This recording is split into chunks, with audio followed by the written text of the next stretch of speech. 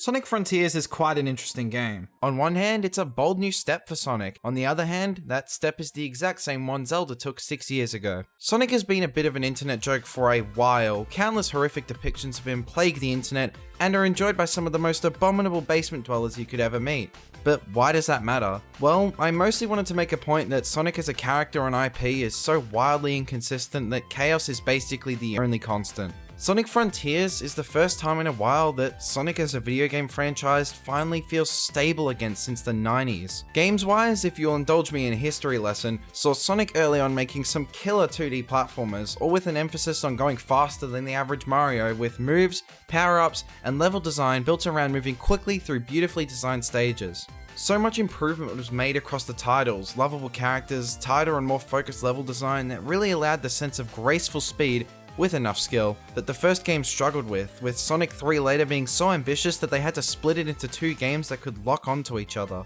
But since then, Sonic has seen a shaky run of games. The adventure games were certainly beloved by many, yet generally regarded as quite flawed, and things only got worse until the game Sonic the Hedgehog released in 2006, boldly titling itself after the entire franchise, whereupon it received the fancoin moniker of Sonic 06. Deservedly so, because this game sucked and did not deserve to be within 10 kilometers of Sonic the Hedgehog 1991. I'm pretty sure that game can't even go within 500 meters of a primary school. Anyway, after that, we were graced with Sonic Unleashed, with a change for the core Sonic gameplay for the first time in years, skipping the fairly standard transition into 3D, style-wise, that Sonic took initially, where he just kind of moved around in 3D space in the exact same way he moved around in 2D ones. Now in Sonic Unleashed, released in 2008, you blaze through levels at insane speeds with a new boost mechanic, with a gauge you can charge by collecting rings to fuel it, and then hold a button to break the sound barrier, destroying any enemies you run through, where as a trade-off you need to be much snappier with your reaction time running through a level's obstacles. And this approach feels so unique and special to me. It's something you haven't quite seen anywhere else. It makes Sonic stand out. It's literally a power trip, even to the extent that I replay certain fantastic levels in these boost-style Sonic games over and over and over and over again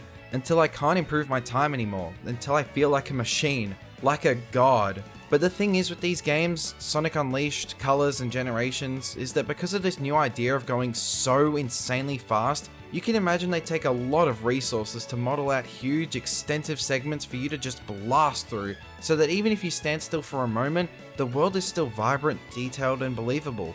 Don't get me wrong, the feeling these games create is breathtaking, absolutely unrivaled. These boost levels were as close as we got to truly flawless Sonic games since the classic era of the early 90s. But they also get so little out of so much effort to make, getting games that only last a few hours at most. And that's not necessarily a bad thing. Short games can be concise, jam-packed with fun, and very intricately designed. But I can't imagine Sonic Team wasn't frustrated putting so much effort into games that only lasted 2 hours. And I think that's the case because they always pad them out with things to make you feel like you actually got your money's worth. Because sadly, people usually aren't happy paying top dollar for a short game, no matter the resources poured into it. So we've got a problem with this formula of boosting through stages like crazy. It's a beloved idea, at least for me, but you couldn't get as much value out of its resources as something like Mario could. So do we just get rid of it? Well, for a while they did, and just sort of floundered around as Sonic did in the mid-2000s all over again. Then came Sonic Forces to try and bring it back and try again, but that game had a whole other set of issues around it, especially in its ability to tell a serious story and not butcher the characters. It felt like Sonic was stuck. To be honest, as a Sonic fan, it kinda always feels like Sonic is stuck. The only truly critically acclaimed Sonic game since Generations was Sonic Mania, and that game was made by fans who revisited, guess which era, classic Sonic.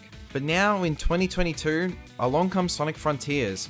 After Sonic Forces released in 2017, we hadn't seen a new mainline game in 5 years. But that's because Sonic Team was working secretly to try and perfect a huge new change.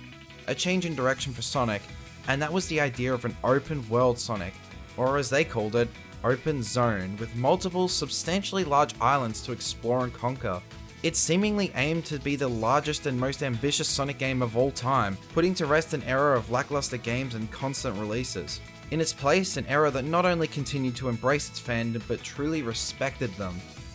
Released on the 8th of November 2022, Sonic Frontiers saw a multi-platform release on PS4 and 5, Xbox One, and Series X/X, f***ing Xbox man, PC, and Nintendo Switch. The plot begins with Eggman planting an AI program on a kind of ancient artifact, which starts to awaken some robots that he refers to as tech of the ancients, tech that he wants control of. Before we learn more, Eggman is pulled away into cyberspace for his safety, a strange digitized dimension where he stays for, no joke, almost the entire rest of the game. Sage, his new AI program, serves as the antagonistic force in his place, working to protect him by taking control of the ancients' tech. Cut to Sonic and Co. traveling to the Starfall Islands where the Chaos Emeralds have mysteriously relocated for the sake of being a plot device. Suddenly, a wormhole opens up in front of them. Sonic's friends are captured across the first 3 of 5 islands total in the game, in a weird half and half existence between reality and cyberspace. Sonic also starts in cyberspace, so we may as well cover the cyberspace levels since that's where we begin. My god, what a tough topic to start with though. Cyberspace levels are the means to which they've kept the more traditional style of Sonic levels around, which in concept is great, I'm happy they've done this, but in execution, it's a bit iffy. You access cyberspace levels as you find entry points scattered throughout the 4 main islands of the game. Now I think the cyberspace levels are perfectly fine, I enjoyed finding them, I love the style of boost gameplay. They feel almost identical to Sonic Forces however, which if you didn't know, means the physics are jank as hell, and they're pretty short levels too. But unlike Forces, despite sharing the same amount of these levels, 30 total, there's tons more actual gameplay between doing the cyberspace stages of Frontiers, so they more so serve a purpose of breaking up the gameplay of the open zones, rather than acting as the entire game. What's also improved is the level design, because they may or may not have just borrowed tons of existing non-Forces Sonic stages. Still, the point still stands, and there are a few originals in there and they're pretty good too. But as for the physics of these levels, they're still way messier than Sonic Generations, which felt perfect to me. Almost no momentum is carried through the air because you can't continue to boost mid-air, and Sonic's turning circle while jumping also sucks. It's really slow and I found it very frustrating in certain points. And Sonic is also slowed down and entirely magnetized for some reason, like he can just stick to completely vertical walls, probably to compensate for borrowing levels that had different physics in mind. And things like the lightspeed dash should also carry momentum, but it doesn't. Instead you hit the button to fly through a trail of rings and then just stop at the end of it. Not to mention drifting isn't its own move, no. Instead in some sections you're locked into constantly moving while drifting, and it felt absolutely miserable that I just started jumping over the parts of the level that activate this mode. There's also a super annoying change when attacking enemies, with the homing attack especially, where it holds you there for a second as like an effect to really sell the impact of your attack, which is dumb, since the point of these guys in here is not to feel like you're defeating them, they suck, it's to chain them together to move through levels faster.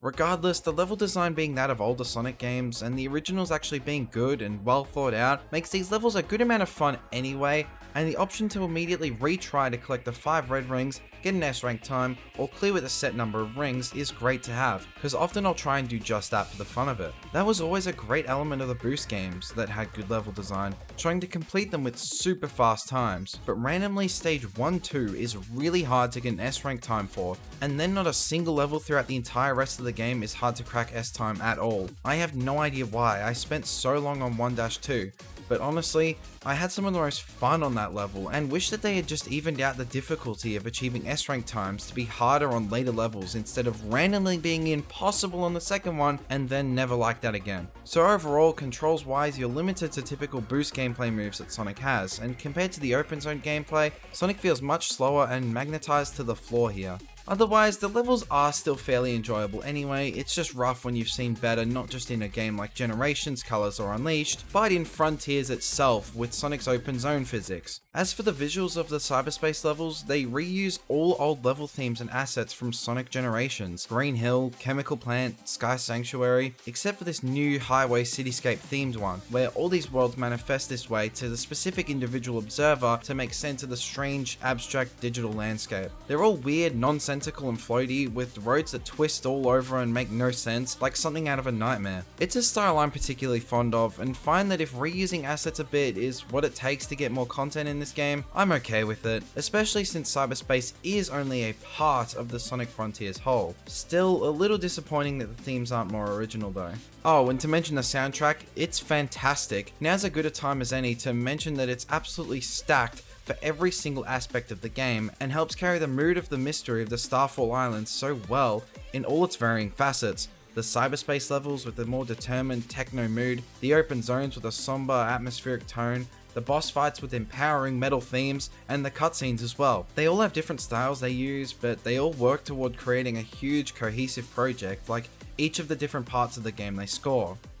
Making your way out of cyberspace, a disembodied voice speaks to Sonic and is amazed that he's made it out of cyberspace where Eggman and Sonic's friends are being held, proclaiming him to be the key and instructing him to find the Chaos Emeralds, destroy the Titans, and tear down the walls between dimensions. And thus paves the way for the general plot and direction for the game, beginning the gameplay loop consisting of explore the open world, defeat enemies, collect portal gears from big ones, use those to enter cyberspace levels, collect vault keys from completing and doing challenges within those cyberspace levels, unlock all the Chaos Emeralds, then fight the big giant Titan roaming over the area, after which the Chaos Emeralds are sent to the next island and the cycle repeats. This is done across 4 of the 5 islands, the extra one I'll get to later. This loop is also done while collecting memory tokens for Sonic's friends by doing platforming challenges, then stopping to talk to them to investigate the lore of the islands, and doing other piddly little quests. To get them out of the way now, these quests were like, fine I guess, I don't know. Some were okay, most I wish I was just doing something else, and that's kinda it. At least they didn't really take too long.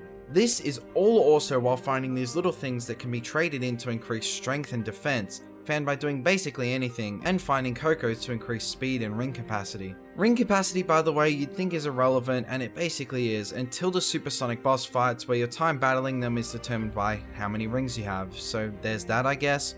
Side note as well, and this was infuriating until they did fix it, the Elder Coco was dreadful to talk to. He's the guy you have to find to upgrade your speed and ring capacity, but he doesn't just do it all at once like with strength and defense. No, you have to do each level one by one, so I installed a mod to cope instead. There is a decent amount to do in these open worlds in terms of looking around and platforming all over the place, climbing towers, unlocking new parts of the map with these little quests, which were kinda repetitive though, but at its core it is a good time to muck around in.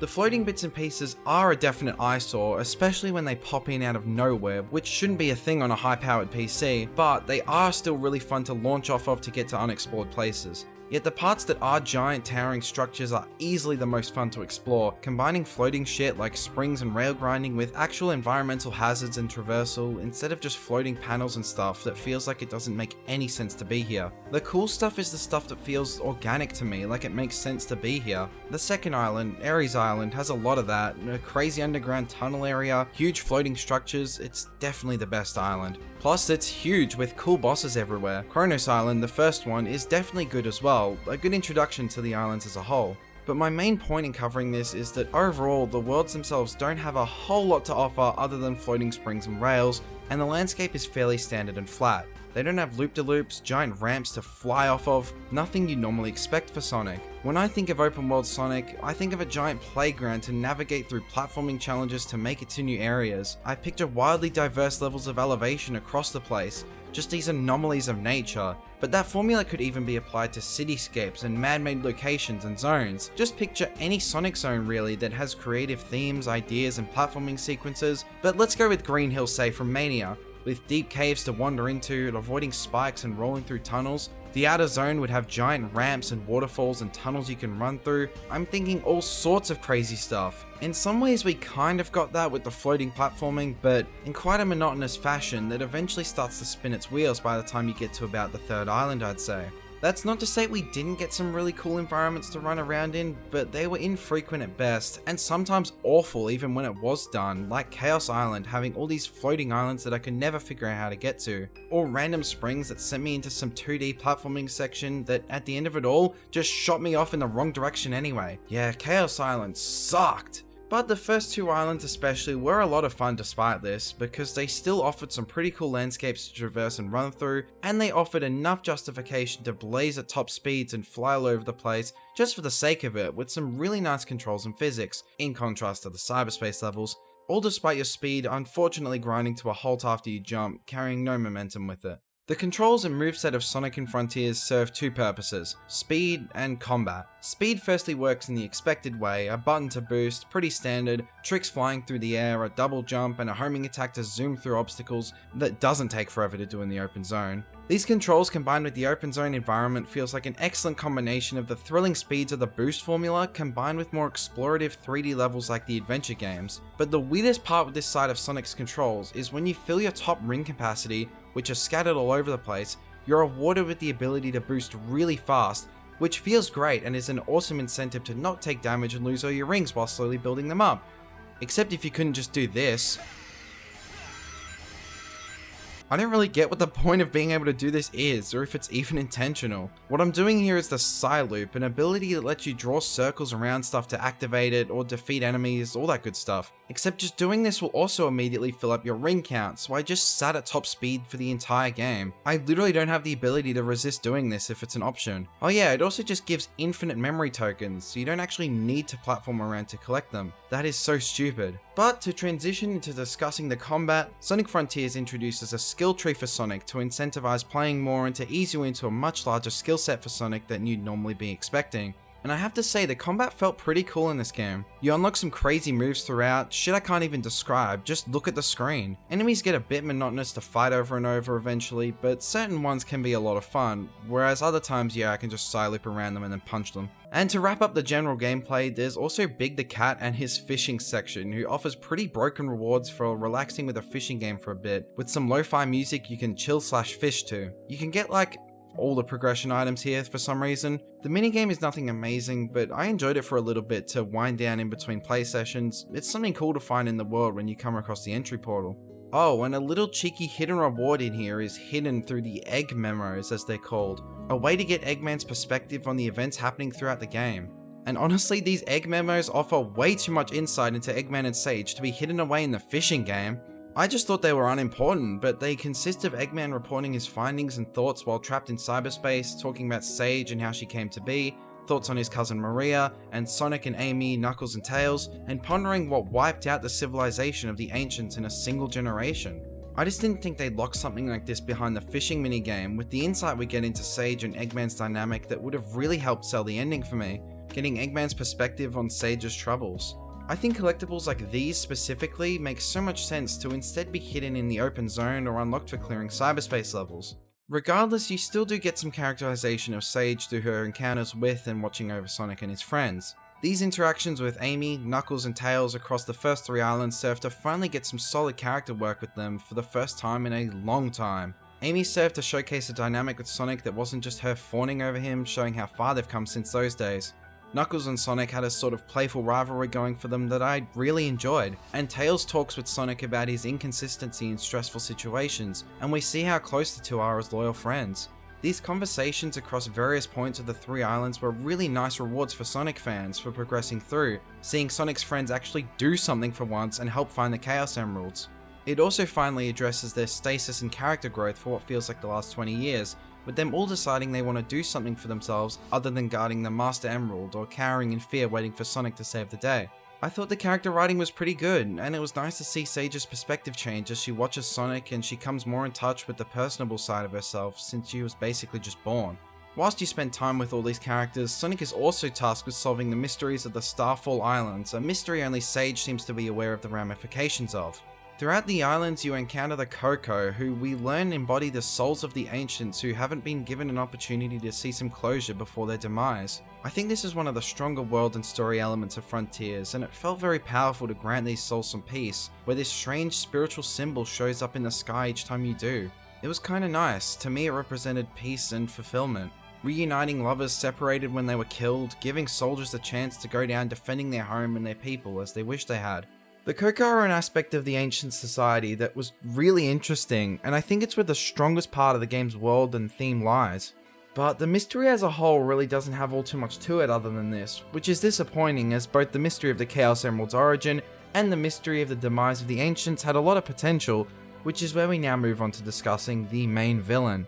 I won't go in depth on the actual main villain yet, because there's not much to actually go into, but they are alluded to super vaguely throughout the story, where at first Sonic is led to believe by the strange cyberspace voice from the beginning that defeating the Titans is the key to freeing his friends, so he takes them all on. And so these are the Supersonic Titan boss fights, with 4 total across the 4 main islands of the game. They always have some amazing metal theme playing as you take them on, and they are a joy to play. I've actually never really liked the concept of Supersonic all that much as a gameplay mechanic, to be honest. In the classic games, he's way too overpowered, and I have less fun with the repetitive theme taking away the regular level themes. Even if I unlock the form, I tend not to use it anyway. and for the other games you just unlock the form for the final boss and that's it. Here you get to use him after completing every island and feel so strong for it, combining the combat skills of base Sonic with being able to fly. The battles are all pretty unique with an original metal song for all of them. Breakthrough It All is easily the best one, requiring different combinations of parrying and attacking.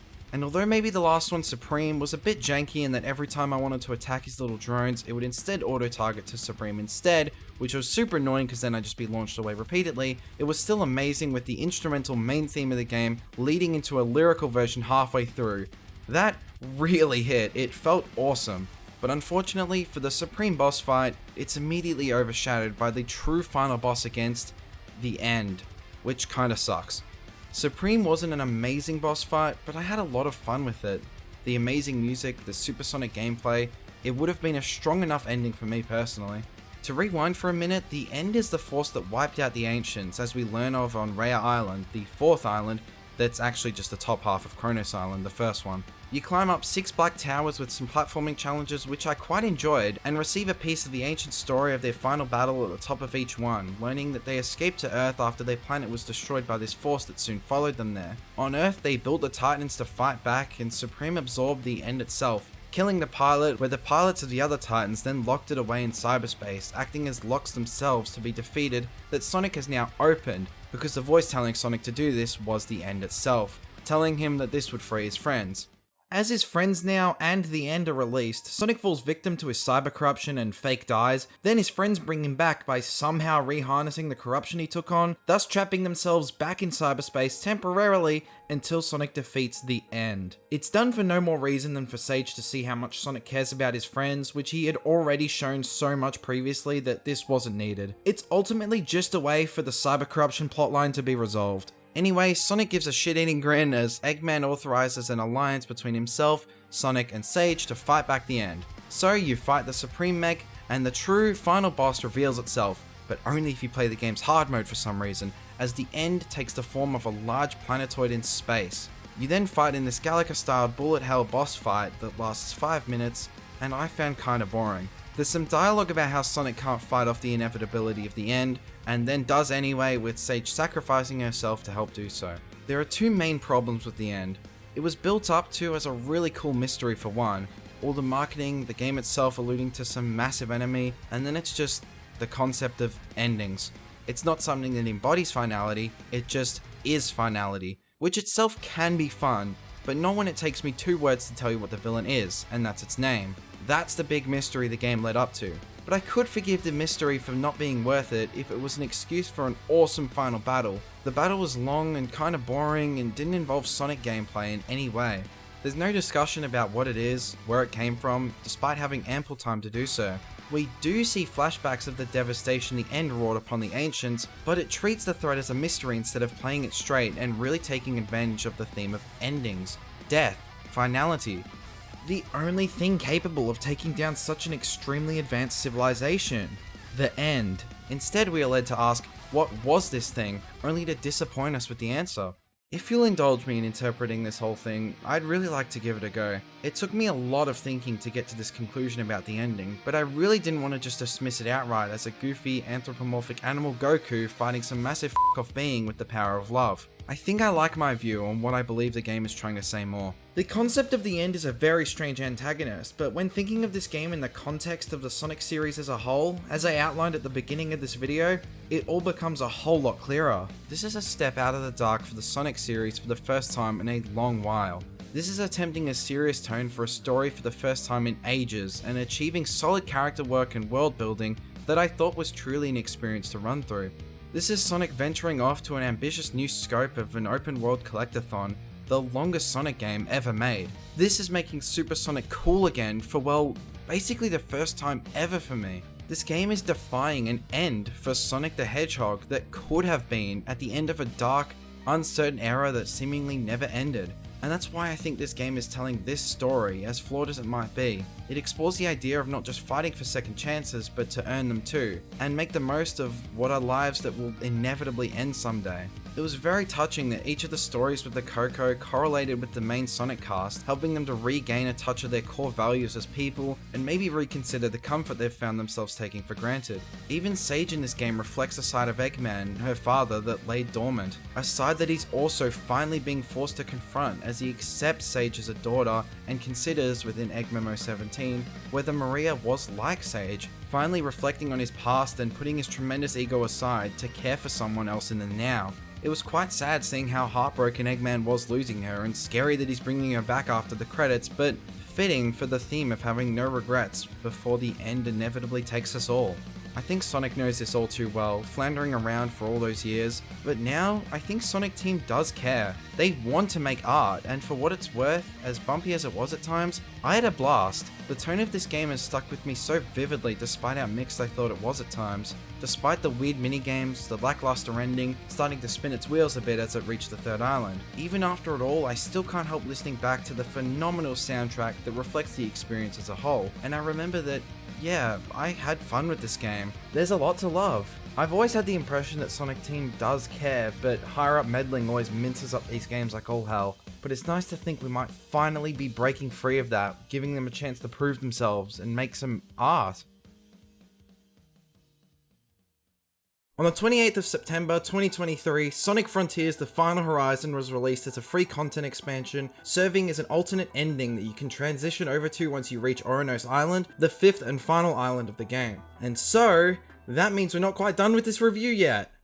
Before we dive into this substantial edition, there were 2 other updates released before this third one with some nifty little features. I don't think all the details are necessary to talk about, but there are a few worth mentioning before we dive into the rewritten ending. There are fixes to things I complained about earlier, like the aforementioned Elder Coco upgrade system being completely awful, and as I talked about earlier, the physics for the open zone were really fine-tuned here. They added some extra platforming challenges around the game, songs to collect, new game plus, action chain challenge, just ways to continually enhance the base game experience with so many damn collectibles and little things to do. It doesn't improve my overall complaint with the game with lack of compelling environments, it just adds more to the base experience that's already there. I don't know if at this point there's just too much that it's overwhelming, but I suppose you won't really run out of stuff to do if that's your thing. But as for the real big update, The Final Horizon, we re-enter our story as Sonic arrives on Oronos Island and he's about to set out collecting the Chaos Emeralds for the final time. Sage proposes a 1 in a million shot at best defeating the looming threat at the end, but it's gonna be tough.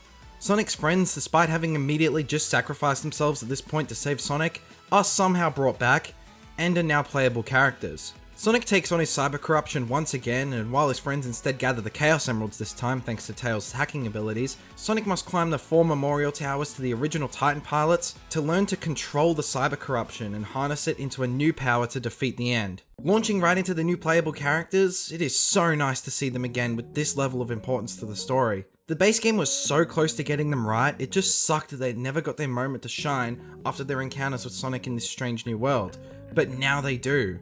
Decked out with their own unique skill trees, you go around as each of them with the choice to undertake various platforming challenges and unlock color-coded skill points, or just rush straight to retrieving the Chaos Emeralds. Tackling Amy first, she's pretty alright. They hone in on the tarot card angle of her character, a really niche thing to pull from, but sure. She can triple jump and glide, attack with the cards, homing attack, spin dash, but she's a pretty basic character, I'd say.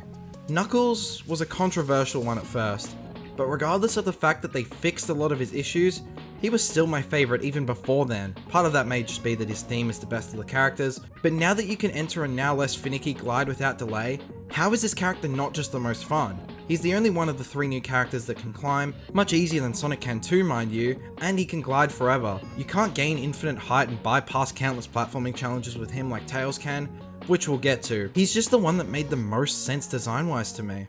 Different enough mechanics to Sonic, but not completely broken. But if Tails weren't completely broken, would it really be a playable Tails, famous for being able to just fly across levels? And here where you'd think they could balance it, he gets a super turbo jet to fly anywhere. Albeit with not the tightest controls, but it'll sure get the job of cheating done. I didn't really enjoy playing as Tails, sure he was fun to fast travel with, but he can't really do much else other than throw wrenches and then just break the game. Is that fun?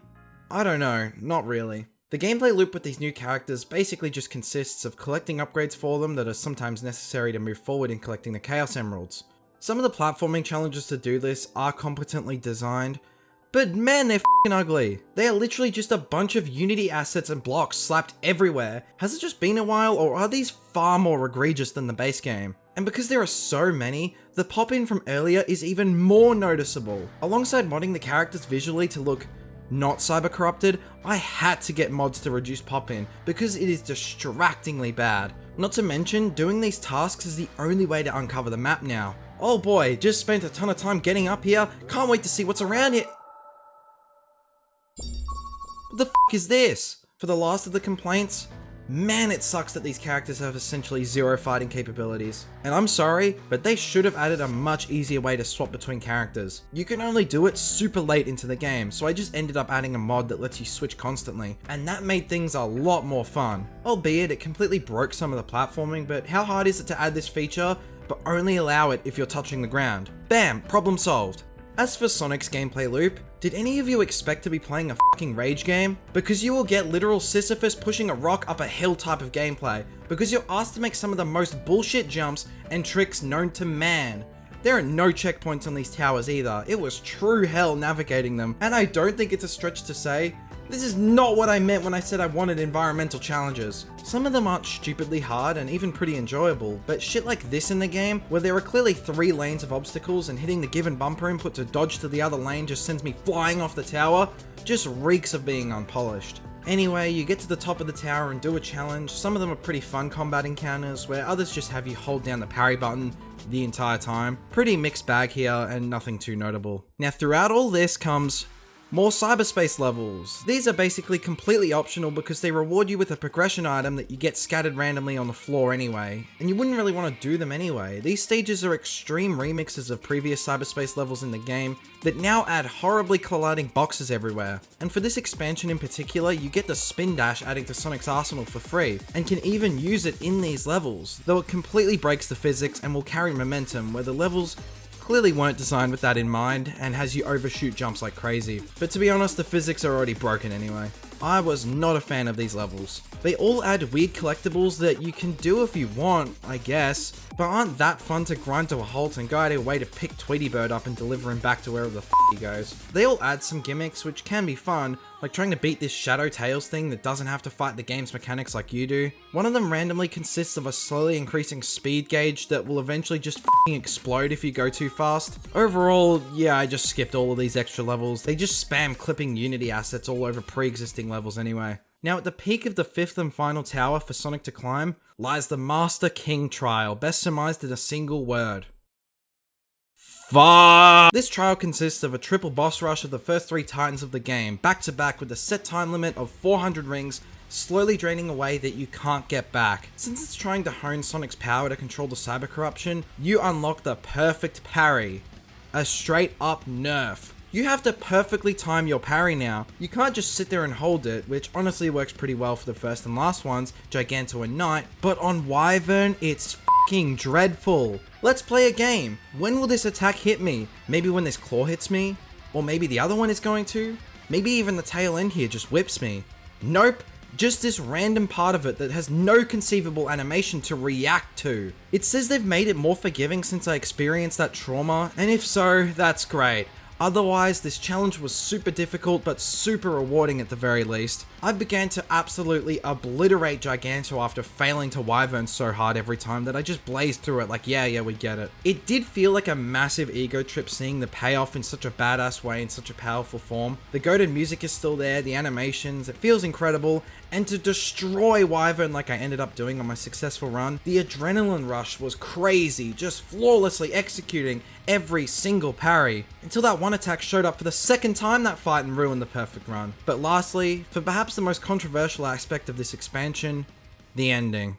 In this rewritten ending, you face off against the regular Supreme boss fight, but then take on the End, now as it hosts the Supreme Titan as an avatar. Now this fight is so much more epic than the last one, with an orchestral rearrangement and then a Kellen Quinn cover of I'm Here, with Sonic's friends, Sage and Eggman, all contributing to the fight, with Eggman even the one to fire the gun at Supreme, working with Sonic to send him at it. And gameplay wise, it's pretty damn good. As always, the camera angle is fucking fidgety as hell, and trees sometimes obscure the view, but the main goal here is to dislodge the latch with the Titan's power source, perfectly parry attacks lest your ring counter disintegrate before your eyes, and then beat the shit out of the mech enough to steal its gun. It's honestly not perfect, as I didn't even know that was a gun in a little holster on its back. I thought it was a cannon of some kind, and the only way to get it out of there is to side loop it, which I eventually figured out, but it isn't telegraphed very well. The real problem is removing its power source though. You have to dodge while attacking its face to even get the chance to attack the cord, which while it may have been a mechanic somewhere in the game with some random optional enemies, it's not communicated in any major way to the point where I had no clue it was even a relevant move you could do. But that was a minor hiccup, I guess. It's still so much better than the Space Invaders fight from earlier, because it actually involves relevant gameplay that you're taught throughout the entire game. Sonic finally channels the power of the Ancients, going against Master King's warning that such a great power can be incredibly risky, and thus is able to defeat the end, shooting right through it and saving everyone, with notably no sacrifice from Sage this time. So that raises the question, is this ending package of the Final Horizon better in terms of narrative? That's a tough call. This expansion's greatest strength is absolutely the inclusion of Amy, Knuckles, and Tails. They're there throughout the entirety of the base game and have their own individual arcs that are rewards for progressing the story, an aspect I had some massive praise for earlier. So to actually see their characters act on everything they'd invested in the Coco stories, after their own personal growth, and then all come together as a cohesive unit to collect the Chaos Emeralds and hold up the shield against Supreme, it felt perfect for them to actually contribute rather than sacrifice themselves so that, as usual, Sonic alone could save the day. As for Sage's place in all this is the big one.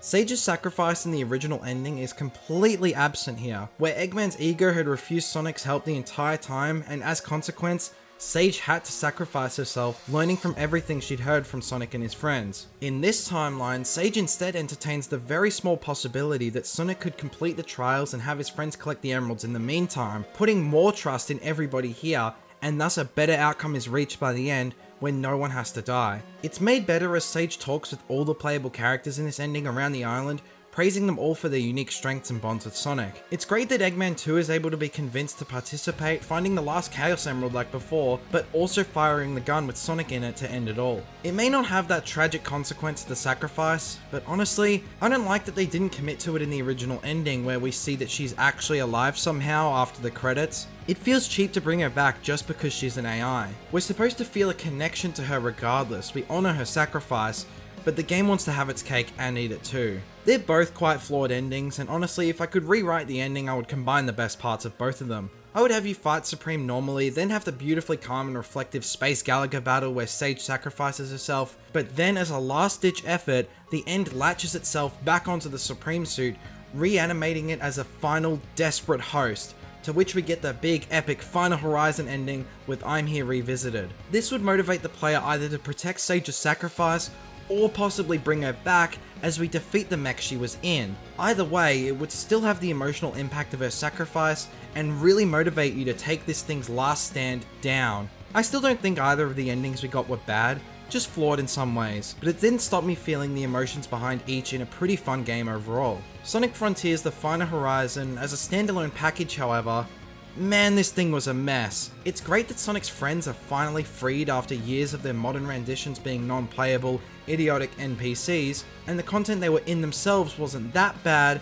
for a free content drop a year after launch. We are making progress to restoring Sonic the Hedgehog as a serious IP, as I said earlier, but it doesn't stop this expansion from being pretty damn lackluster. Let's hope Sonic Team can fine-tune a lot of the fantastic ideas within this game and send the series off to new frontiers and past the Final Horizon, hopefully one without this god-awful pop-in. What the f*** is that?